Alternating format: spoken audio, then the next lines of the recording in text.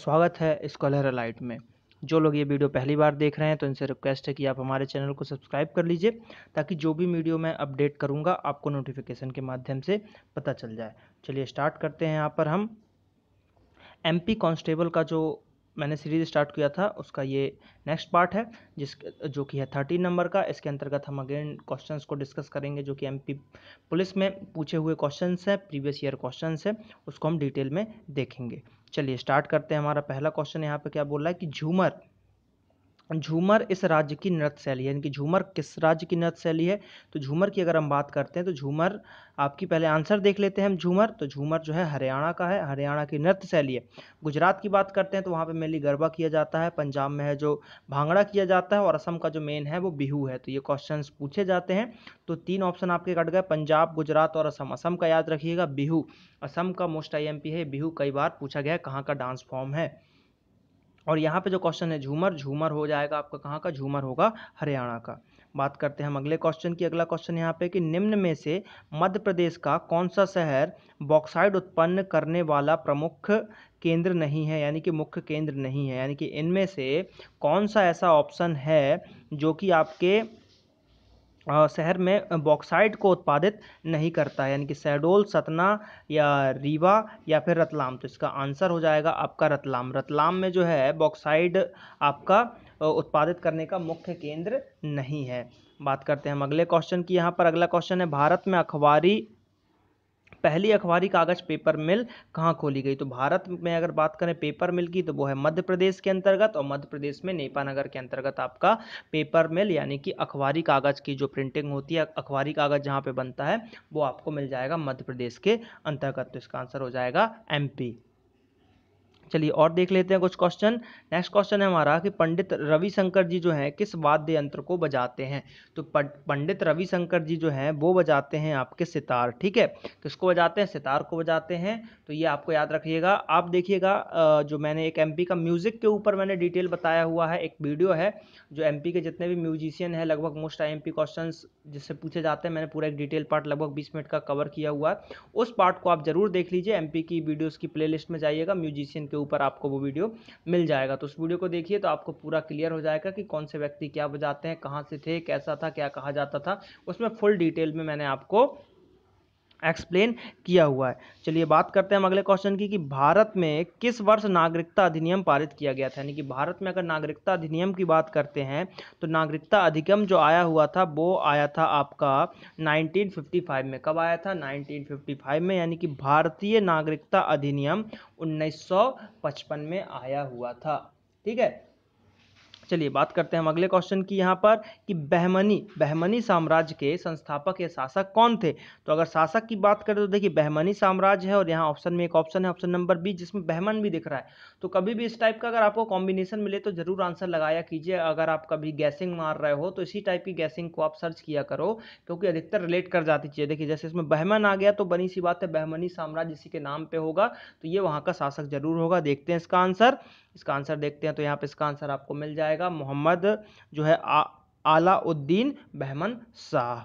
बात करते हैं हम अगले क्वेश्चन की कि आमतौर पर कहाँ पर आप पैराडाइज फ्लाइज कैचर जो कि बुलबुल है उसको पाते हैं, यानी कि इनमें से कौन से वन रिजर्व अभ्यारण्य में आप पाते हैं। पहला ऑप्शन दिया जा रहा है यहाँ पर पन्ना रिजर्व वन, दूसरा है संजय रिजर्व वन, तीसरा है शिवपुरी अभ्यारण्य, चौथा है कान्हा रिजर्व। यानी कि इन चार में से कहाँ पे है। तो देखिए इसका आंसर तो मैं आपको बताता हूँ। आंसर है पहले शिवपुरी अभ्यारण्य। अब इसको हम याद करने की थोड़ी सी ट्रिक देखते हैं कि शिव, सावन का महीना चल रहा है, शंकर जी का महीना चल रहा है, यहाँ पर शंकर जी की पूजा होती है। ठीक है, सोमवार को, आज सोमवार भी है। तो क्या होगा कि शिव जी जहाँ रहेंगे, बनी सी बात है वो पैराडाइज तो होगा ही ना। शिव जी जहाँ पे रहेंगे वो पैराडाइज होगा। तो इस तरीके से आप इसको रिलेट कर सकते हो कि शिवपुरी में जो है पैराडाइज फ्लाई कैचर जो कि एक बुलबुल का साइंटिफिक नेम है यहाँ पर पाया जाता है। चलिए बात करते हैं हम अगले क्वेश्चन की कि सतलुज नदी जिस पर भाखड़ा बांध का निर्माण किया गया है, सतलुज नदी जिस पर भाखड़ा बांध का निर्माण किया गया है डैश से निकलती है। यानी कि भाखड़ा कहाँ से निकलती है। अगर हम बात करते हैं तो ये कहाँ से निकलती है, ये निकलती है आपके तिब्बत में रकस झील से। कहाँ निकलती है? तिब्बत के अंतर्गत रकस झील से ये निकलती है सतलुज नदी, जिस पर भाखड़ा बांध का निर्माण। तो यहाँ से देखिए दो क्वेश्चन बन गए। सबसे पहले सतलुज नदी कहाँ से निकली? तो तिब्बत के रकस झील से। दूसरा क्वेश्चन बन गया यहाँ पे कि भाखड़ा नागल या भाखड़ा बांध जो है किस नदी पे है? तो वो भी है आपका सतलुज नदी के अंतर्गत हो जाएगा। बात करते हैं हम अगले क्वेश्चन की कि भारत के संविधान में कौन सा संशोधन सबसे विस्तृत था? यानी कि भारतीय संविधान संशोधन की अगर हम बात करते हैं यहाँ पर, तो पूछा गया है कि कौन सा सबसे बड़ा था। तो सबसे बड़ा जो था 42 नंबर का था, जो कि किया गया था 1976 में। कब किया गया था? 1976 में किया गया था। तो इसके याद रखिएगा। और इसी संशोधन के तहत जो है हमारे संविधान में फंडामेंटल ड्यूटीज यानी कि मौलिक कर्तव्यों को जोड़ा गया था। और उस समय जो कर्तव्य थे वो 10 कर्तव्यों को जोड़ा गया था। ठीक है, तो इसमें सबसे बड़ा हो जाएगा 42। इसमें बहुत सारी चीजें जुड़ी हुई थी और ये 76 में हुआ था। और बात करते हैं नेक्स्ट ऑप्शन है यानी कि 44। तो 44 अमेंडमेंट जो हुआ था वो कब हुआ था? 1978 में हुआ था। कब हुआ था? 1978 में हुआ था। ये तो दोनों डेटे आपको याद रखनी है। इसको कैसे याद रख सकते हो कि 42, तो 4 + 2 6 यानी कि इसके लास्ट में 6 आएगा। 44 यानी कि 4 + 4 यानी कि 78 लास्ट में आएगा। इस तरीके से आप इसको रिलेट करके याद कर सकते हो। तो इसका आंसर है 42 संविधान संशोधन। बात करते हैं हम अगले क्वेश्चन की कि सूर्योदय को देखने वाला सबसे पहला भारतीय राज्य कौन सा होता है? तो अगर सबसे पहला भारतीय राज्य यानी कि पूर्व में बात करें तो पूर्व में है आपका अरुणाचल प्रदेश, क्योंकि सूर्य जो है आपका पूर्व से ही उगता है। तो यहाँ पे ये आपका सबसे पहले अरुणाचल प्रदेश में सूर्योदय होगा। और अगर विश्व में यही बात होगी तो विश्व में कौन होगा? विश्व में सबसे होगा जापान। जापान को वैसे भी सूर्योदय का देश कहा जाता है। नेक्स्ट क्वेश्चन, इकबाल पुरस्कार डैश में से उत्कृष्टता के लिए दिया जाता है? यानी कि इकबाल पुरस्कार जो है किस में दिया जाता है? इकबाल पुरस्कार दिया जाता है उर्दू साहित्य के लिए। किसके लिए दिया जाता है? उर्दू साहित्य के लिए दिया जाता है इकबाल पुरस्कार। इसको आपको याद रखना पड़ेगा। बात करते हैं अगले क्वेश्चन की कि ब्रिटिश भारत में सिविल सेवाओं के पिता कौन कहलाते हैं? यानी कि ब्रिटिश भारत जो है उसके अंतर्गत सिविल सेवाओं के पिता कौन कहलाते हैं? तो सिविल सेवा जो लाया गया था यानी कि सिविल सेवा सर्विसेज लाया गया था, तो ये लाया गया था लॉर्ड कॉर्नवालिस के द्वारा। और ये किसके तर्ज पे लाया गया था? तो ये चाइना के तर्ज पे लाया गया था। चाइना में जो है सिविल सेवाओं का वो इसके तर्ज पे इसको लाया गया था। चलिए हम बात करते हैं अगले क्वेश्चन की, किस खिलाड़ी को दी विजर्ड के नाम से भी जाना जाता है?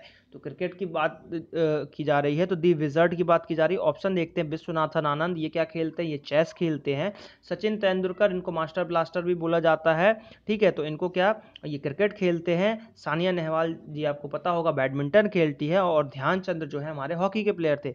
तो द विजर्ड या द विजर्ड की जो उपाधि दी गई थी ये दी गई थी मेजर ध्यानचंद को। यानी कि हमारे जो ध्यानचंद है, ध्यानचंद को ये उपाधि दी गई थी, जो कि हमारे हॉकी के बहुत ही अच्छे खिलाड़ी थे।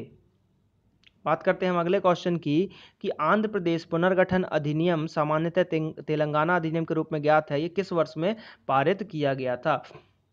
जो आंध्र प्रदेश था उससे एक राज्य बन गया तेलंगाना, जो कि बना 2014 में। ठीक है, 2014 में तेलंगाना जो है आपका अलग हो गया और आंध्र प्रदेश से अलग हो गया। अब लेकिन क्या हो गया, एपी की राजधानी पूछी जाती है तो ये हो गई आपकी अमरावती।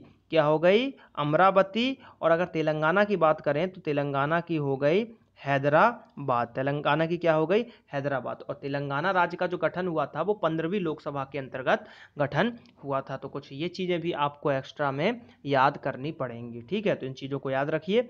चलिए बात करते हैं अगले क्वेश्चन की। यहाँ पर पांडव गुफाएं डैश में पाए जाते हैं, यानी कि जो पांडव गुफाएं हैं वो कहाँ पाए जाते हैं? मुरैना, उमरिया, बाग या पचमढ़ी? तो पांडव गुफाएं की अगर बात करते हैं हम तो ये पचमढ़ी में पाई जाती हैं। पचमढ़ी में आप जाएंगे तो पांडव की गुफाओं मिलेगी, जो कि बहुत ही दार्शनिक प्लेस है। कई लोग वहां पर घूमने आते हैं, विदेश से भी लोग घूमने आते हैं और हम इंडियन तो घूमने जाते हैं। जरूर आप जाइएगा पचमढ़ी और घूमेगा, बहुत अच्छी जगह है घूमने के लिए। तो यहाँ पे जो आंसर है वो है पचमढ़ी। बात करते हैं हम अगले क्वेश्चन की कि पेड़ों और झाड़ियों पर बढ़ती अमर बेल किसका उदाहरण? यानी कि आपने देखा होगा जैसे रास्ते में आप जाते होंगे तो कोई पेड़ रहता है, उसके ऊपर पूरे पर एक बेल टाइप की थोड़ा सा जो सुआ पंखी मिट्ठू कलर बोलते हैं वो वाला कलर का एक जो है कुछ लताएं सी लती रहती हैं चारों तरफ, ऊपर से उसको ढकी रहती है, उसका जड़ नहीं होता। तो वो कैसे क्या क्या लेके करता है, तो उसमें जो है उसके जो रहते हैं वो पत्तों से जो है पोषक तत्व तो उसके खींचते रहते हैं, तो उनको बोलते क्या है, मृतजीवी, स्वपोषी या कीटहारी या परजीवी। तो उसको बोला जाता है परजीवी। क्यों? क्योंकि वो दूसरे के ऊपर आश्रित है ना यार, वो पेड़ के ऊपर है, उसको आप रोड पे रख दोगे तो वो सीमेंट से कुछ ले नहीं पाएगा, वहां पे वो मर जाएगा। जैसे जुआ हमारे सिर में रह सकता है, जानवरों के ऊपर रह सकता है, कई जगह रह सकता है, लेकिन किसी जीव जंतु पे ही रहेगा, वहीं से उसको ब्लड मिलेगा या खाना जो भी मिलेगा। ऐसे नॉर्मल वो जीवन यापन नहीं कर सकता। तो ऐसे लोग जो दूसरे पे आश्रित रहते हैं उनको हम बोलते हैं परजीवी। चलिए बात करते हैं हम अगले क्वेश्चन की। यहाँ पर अगला क्वेश्चन है कि निम्न में से कौन वास्तविक प्रतिबिंब बनाने में प्रयोग में लाया जाता है। यानी कि वास्तविक प्रतिबिंब यानी कि रियल इमेज कौन बनाता है। रियल इमेज का कॉन्सेप्ट याद रखिएगा, अवतल दर्पण जो है रियल इमेज बनाता है। तो एकमात्र अवतल दर्पण जो है आपका रियल इमेज आपको बनाकर देगा। बात करते हैं हम अगले क्वेश्चन की, यानी कि नेक्स्ट क्वेश्चन की। तो पृथ्वी पर मनुष्य द्वारा लगाया गया दाब न्यूनतम कब होगा। यानी पृथ्वी पर जब दाब लगाया जाएगा तो न्यूनतम कब होगा। तो देखिए, अपने पैरों पर खड़ा होगा तो पूरे शरीर का वेट नीचे जाएगा, दाब उसका ज्यादा रहेगा। मुड़े हुए पैरों के साथ बैठता है यानी कि घुटनों पे बैठेगा तो भी दाब ज्यादा रहेगा। जमीन पर अगर वह सो जाएगा तो उसका प्रेशर जो है कम हो जाएगा। ठीक है, उसका क्या हो जाएगा, उसका प्रेशर कम हो जाएगा। और एक पैर पे खड़ा रहेगा तो भी प्रेशर ज्यादा लगेगा। ठीक है, तो जब ज्यादा स्पेस मिलेगा वहां पे लेटेगा तो वहां पे उसका प्रेशर जो है कम हो जाएगा। ठीक, तो इसका आंसर हो जाएगा जब जमीन पे लेट जाएगा व्यक्ति। नेक्स्ट क्वेश्चन, सभी जीवन रूपों की मूल संरचनात्मक इकाई क्या है। यानी कि जीवन की भौतिक मूल रूपात्मक जो है आपकी इकाई पूछी जा रही है, फंक्शनल यूनिट पूछा जा रहा है, मेन बेसिक फंक्शनल यूनिट। तो इसका आंसर है सेल यानी कि कोशिकाएं। कोशिकाओं के बारे में जान लेते हैं। कोशिकाओं की खोज की थी सबसे पहले रॉबर्ट हुक ने, और कब की थी, 1665 में। याद रखिएगा, कोशिका की खोज की थी रॉबर्ट हुक ने, और कब खोज की थी, 1665 में। तो ये चीजें कुछ आपको याद रखना है। ठीक, एक बार मैं और रिपीट कर रहा हूँ कि 1665 में कोशिकाओं की खोज रॉबर्ट हुक ने की थी। ठीक, चलिए बात करते हैं हम अगले क्वेश्चन की। यहाँ पर कि कमरे में जलते हुए कोयले के साथ सोना क्यों उचित नहीं है। देखिए, बहुत ही हानिकारक है, कभी ऐसा मत कीजिएगा, जान जाने का भी खतरा रहता है इसमें। क्यों होता है बताता हूँ। जब कोयला जलता है तो उसमें CO2 भी निकलता है, SO2 भी निकलता है, CO भी निकलता है, बहुत सारी जहरीली गैसें निकलती है, जो कि ज़्यादा देर तक उसके संपर्क में आप रहोगे तो आपकी मृत्यु भी हो सकती है। तो कृपया करके कभी भी ठंड के मौसम में कोयला वगैरह जलाएं तो रूम में रख के बंद करके रूम सो ना जाए, क्योंकि क्या पता ऐसा करने पे कल आपकी नींद खुलेगी कि नहीं। तो मेरी आपसे रिक्वेस्ट है, कभी ऐसा ठंड के मौसम में नहीं कीजिएगा, रख लीजिए, सोते समय उसको बाहर कर दीजिए। तो उससे क्या होगा कि आपका ये जो जहरीली गैसेज है आप ले नहीं पाएंगे अंदर, तो आपका स्वास्थ्य ठीक रहेगा। तो देखिए, जहरीली गैस का ऑप्शन कौन सा है, ऑप्शन नंबर डी देखिए आप, कार्बन मोनोऑक्साइड गैस का निर्माण हो सकता है, जो यदि निःश्वसन यानी कि आप श्वास लोगे अंदर जाएगा तो ये बहुत ही विषैली गैस हो जाएगी। ठीक है, तो इसका आंसर हो जाएगा डी। बात करते हैं अगले क्वेश्चन की। कोशिका की खोज के दौरान रॉबर्ट हुक ने, देखिए यहाँ पे आ गया कि कोशिका की खोज रॉबर्ट हुक ने की थी। ठीक, ने आवर्धक युक्ति के तहत किस पदार्थ को पहले प्रक्षेपित किया था। यानी कि उन्होंने किस पदार्थ पे खोज की थी जिसके कारण कोशिका को पता चला था। तो उन्होंने कॉर्क के पतले भाग के ऊपर जो है ये सब चीज किया हुआ था। ठीक है, चलिए बात करते हैं हम अगले क्वेश्चन की कि रेशम मौथ के निम्न में से किस चरण में रेशम प्राप्त होता है। यानी कि प्यूपा, वयस्क, लार्वा या इल्ली, किस चरण में हमको रेशम की प्राप्त होती है। रेशम जो प्राप्त होता है वो प्यूपा के चरण में प्राप्त होता है। तो याद रखिएगा, रेशम कब प्राप्त होता है, प्यूपा के चरण में ये हमको प्राप्त होता है। चलिए हम बात करते हैं अगले क्वेश्चन की। यहाँ पर कि एक से अधिक कोशिका से बने जीवों को कहा जाता है। एक से अधिक कोशिका के जीवों को क्या कहा जाता है। तो अब देखिए, कोई भी चीज में एक है तो वो यूनिसेल्युलर कहा जाता है। ठीक है, और जिसमें ज्यादा रहते हैं वो मल्टी सेलुलर कहलाता है। ठीक, तो यहाँ पे क्या बोला है, एक से अधिक बोला, एक बोलता तो ऑप्शन ए हो जाता आंसर, लेकिन यहाँ पे एक से अधिक बोला यानी दो से ज्यादा हो जाएंगे, दो या दो से अधिक। तो इसका आंसर हो जाएगा बहुकोषीय जीव या मल्टी सेलुलर ऑर्गेनिज्म। ठीक, चलिए बात करते हैं हम अगले क्वेश्चन के यहाँ पर कि निम्न में से कौन अपशिष्ट जलोपचार के उत्पादक हैं।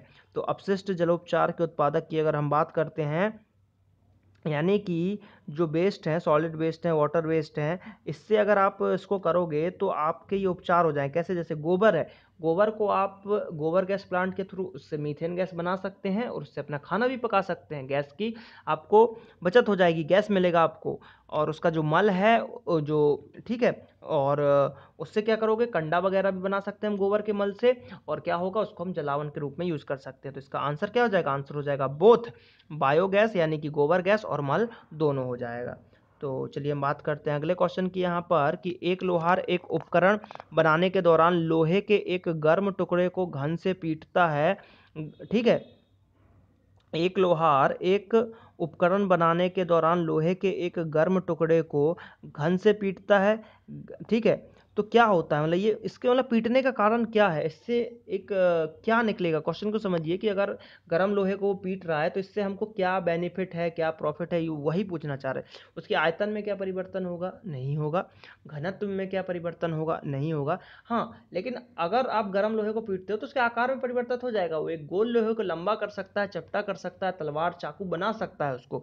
तो आकार में जरूर आप उसके परिवर्तन कर सकते हो। तो इसका आंसर यही है कि उसके आकार में जरूर परिवर्तन होगा। बात करते हैं हम अगले क्वेश्चन की कि दो विभिन्न जीवों में संबंध जो एक साथ रहते हैं, दो विभिन्न जीवों में संबंध जो एक साथ रहते हैं और परस्पर लाभान्वित है। एक विभिन्न जीवों में संबंध जो एक साथ रहते हैं और परस्पर लाभान्वित हैं, तो वो क्या कहलाएंगे? देखिए, एक साथ रहते हैं लेकिन एक दूसरे पे आश्रित नहीं है, दोनों में कुछ ना कुछ संबंध है। तो ऐसे जीवों को बोला जाता है सहजीवी, क्योंकि वो साथ में रह रहे हैं एक दूसरे के साथ, एक दूसरे पे आश्रित नहीं है, साथ में रह रहे हैं, अपना अपना काम करते रहते, तो उनको बोला जाता है सहजीवी। ठीक है, क्या बोला जाता है? सहजीवी बोला जाता है। बात करते हैं हम अगले क्वेश्चन की कि जब तांबा धातु के कुछ टुकड़े को एक बीकर जिसमें तनुकृत सल्फ्यूरिक अम्ल है डाल दिया जाता है तो क्या हो जाता है? तो देखिए, जब सल्फ्यूरिक अम्ल इसमें डाला जाता है तो इसमें तांबे के साथ उसकी कोई अभिक्रिया नहीं होती है, तो no reaction is the right answer. Next question देखते हैं, प्रज्वलन तापमान क्या होता है, यानी कि इग्निशन टेम्परेचर क्या होता है? इग्निशन टेम्परेचर क्या होता है कि जब कोई भी वस्तु जिस टेम्परेचर पे आके जलना प्रारंभ कर देती है तो उस वस्तु का वो इग्निशन टेम्परेचर हो जाता है। तो देखिए, इस टाइप का कुछ आपको ऑप्शन मिलेगा। दहनशील पदार्थों के दहन पर पहुंचा उच्चतम तापमान, नहीं, ये तो हाईएस्ट पीक हो जाएगा। तापमान जिस पर पटाखे बिना प्रज्वलित किए ही विस्फोट हो जाए, नहीं, ये भी गलत। न्यूनतम तापमान जिस पर एक पदार्थ अग्नि पकड़ ले, एकदम right answer, third is the right answer. कि एक न्यूनतम तापमान जहां से वो अग्नि पकड़ना स्टार्ट कर दे तो वो उसका हो जाएगा इग्निशन टेम्परेचर। नेक्स्ट क्वेश्चन देखते हैं, वह कौन सा जीव है जो निरंतर अपने आकार और स्थिति को बदलता रहता है? तो वह एक जीव है जो आकार और स्थिति को बदलता है, वो है आपका अमीबा। अमीबा जो है अपने आकार को भी बदलता रहता है और स्थिति को भी बदलता रहता है, जो कि एक कोषीय जीव है। तो amoeba is the right answer. बात करते हैं हम अगले क्वेश्चन की कि गर्म पानी का तापमान उस उपकरण से प्रयोग में लाया जाता है, ठीक है, मतलब कैसे उसको आप टेम्परेचर को मेजर करने में यूज कर लोगे? तो क्लिनिकल थर्मामीटर का यूज करोगे क्या आप, या डिजिटल? डिजिटल को तो पानी में डाल ही नहीं सकते। मैक्सिमम मिनिमम जो है थर्मामीटर का यूज करोगे? नहीं, इसका भी हम यूज नहीं करेंगे। हम यूज करेंगे प्रयोगशाला के थर्मामीटर का, नॉर्मल थर्मामीटर का यूज करेंगे, जो कि मेनली वाटर को या गर्म चीज को नापने के लिए उसका यूज होता है। तो इसको बोला जाता है लैबोरेटरी थर्मामीटर, यानी कि प्रयोगशाला का थर्मामीटर। अगला क्वेश्चन देखते हैं यहाँ पर आप क्वेश्चन आपके समाप्त होते हैं। तो दोस्तों, आप लोगों का काम है, आपके चैनल को सब्सक्राइब कीजिए। ये फेसबुक पेज है www.facebook.com/scholaralite, इसको भी लाइक कीजिए। ज़्यादा से ज़्यादा वीडियोस को लाइक कीजिए, कमेंट कीजिए और वीडियोस को देखिए ताकि आप अच्छा स्कोर कर सके MP+ में। तो चलिए मिलते हैं हम अगले पार्ट में। धन्यवाद।